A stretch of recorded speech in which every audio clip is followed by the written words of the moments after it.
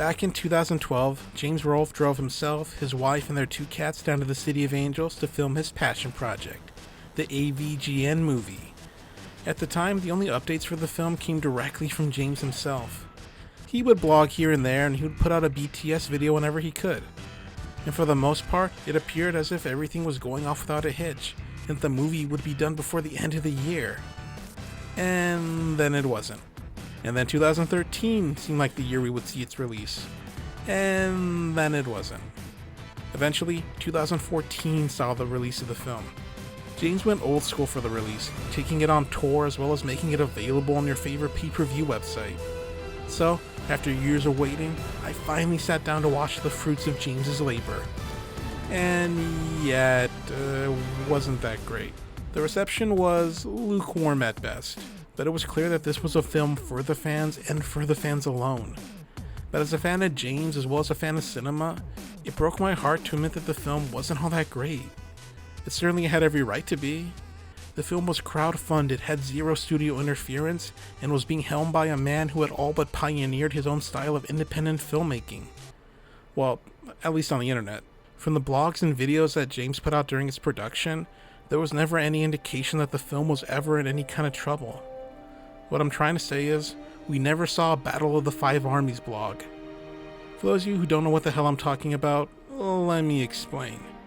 During the production of the Hobbit films, Peter Jackson will put out these documentary-style vlogs to keep the public updated on the films, and to give the fans some insight into the world of filmmaking. Well, eventually a blog did surface, but only years after the films had already been released. In this blog, the cast, crew, even Peter Jackson bemoaned the fact that they know these films were never going to be as great as Rings. The production was rushed from beginning to end, with the studio refusing to give them the time they needed to make the movie. They were essentially in pre-production, production, and post-production all at the same time. The blog stands in stark contrast to the blogs that Jackson had put out before. As depressing as it was to see Jackson admit that he was making it all up as he went along, it was also nice to see just how honest he was about the whole situation. And while a super secret, never before seen blog about the AVGN movie hasn't leaked, at least yet, it's pretty clear to see that the film's production was anything but smooth. For starters, we need to look at the budget as well as where James chose to make the film. James decided to go to Indiegogo to kickstart the film. In the end, he was able to raise over $325,000 for his movie. That sounds like a lot, right? Well, once the taxman came a-knocking, they lost close to 1/3 of their budget. $100,000 literally disappeared like that. Even with a little over $200,000 left, he still had to find a way to shoot a movie, hire a crew, find actors, rent equipment, and still have enough money left to fulfill all those rewards. Before cameras even rolled, there was barely even a movie left to make. Also, James chose to film in Los Angeles. His reason? Because that's where movies are made. If choosing to make a movie in Hollywood because that's where movies are made is your reason, then you're gonna need a better one. There was literally no reason to shoot in Los Angeles. If James had done the research, he would probably realize that movies were made in Los Angeles. But that was a long time ago. Nowadays, the only things that get shot in LA are medical dramas, police procedurals, and porno. The reason nobody shoots in Hollywood anymore is because of one simple fact. A fact that James discovered shortly after arriving. It's too fucking expensive. Even before 2012, the industry was already starting to move away from Hollywood. States like New Mexico and Georgia were already starting to offer huge tax incentives for productions that chose to film there. That's one of the reasons why Breaking Bad was shot in New Mexico. And nowadays, Georgia has pretty much become Hollywood 2.0, with the majority of every film or show from the last decade being shot there. Not to mention that the early to mid 2010s were something of a renaissance for the indie film scene. Movies like Safety Not Guaranteed prove that you don't need to go to LA or have a massive budget to make a good movie. When looking for any secrets from the set, I stumbled onto this Reddit story from someone who claims to have worked on the film as an extra. Specifically, they were one of the cardboard robots from the Area 51 scene. Take this story as you will. The writer claims that they were a struggling actor and saw that the AVGN movie was looking for extras and reached out to appear in the film. According to the writer, the budget was nearly bled dry by the time they came onto set. They said that they weren't actually paid to be in the movie, and neither were any of the other extras. According to them, April, James's wife, was pretty much functioning as the line producer, handling many of the responsibilities at once. When it came to leadership on set, James was described as being lost and almost too afraid to challenge anyone, even if their decisions didn't match with the vision he had in mind, with most of the decisions being handled by Kevin Finn. Before we go any further, we need to talk about Kevin Finn.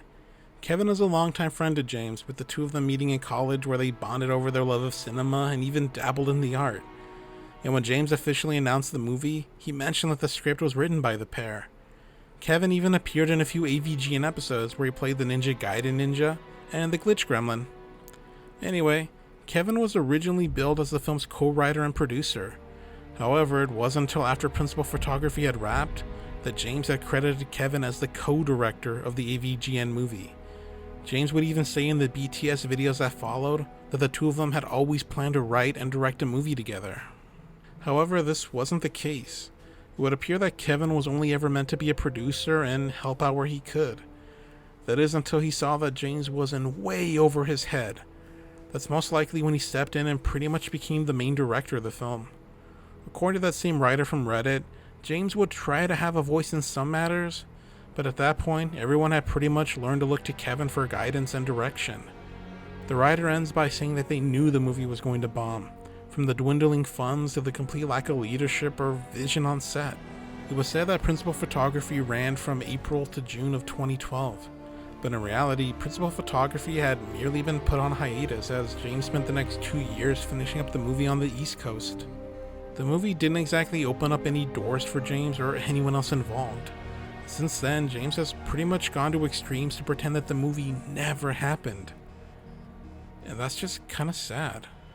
James has said that he wants to make more movies, but he doesn't have the time. Kevin, on the other hand, has stayed in LA and has been producing what are pretty much bootleg Darman videos. A lot has changed since the movie was made. Cinemassacre has gone from a website that celebrated everything that was weird and unique about films to a brand built solely around the AVGN.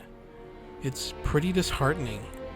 I know James is trying to shake things up here and there, but I wish that he would go back to doing what he loves. I know he's afraid to lose the fans that he has, should he decide to quit AVGN. If anything, he's probably waiting for the right time to do it. But the truth is, there will never be a right time. The character James created is something that will last forever. But sadly, his dreams won't. The fans will always be there even if the character isn't. Our time is limited. No one knows that better than James. But time spent chasing a dream is better than filing it away because you're afraid of what might happen over what could happen.